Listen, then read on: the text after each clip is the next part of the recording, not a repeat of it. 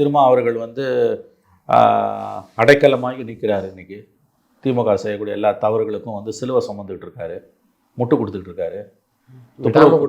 விடாமல் முட்டு கொடுக்குறாரு. துப்புரவு தொழிலாளர்கள் பணி நிரந்தரம் செய்யக்கூடாதுன்றாரு. இந்த நேரத்தில் பேசுகிற பேச்சா அது? இல்லை, இதை விட திமுக முட்டு யாராவது கொடுக்க முடியுமா? அப்போ உங்கள் ஓட்டு பேங்க்ஸ் ஆல்ரெடி சதுரி கிடக்குது. அதோட சீரியஸ்னஸ் தெரியாமல் அவர் விளையாடிட்டு இருக்காரு. வேறு வழி இல்லை, அவருக்கு திமுக கிட்ட அடைக்கலம் ஆயிட்டார்.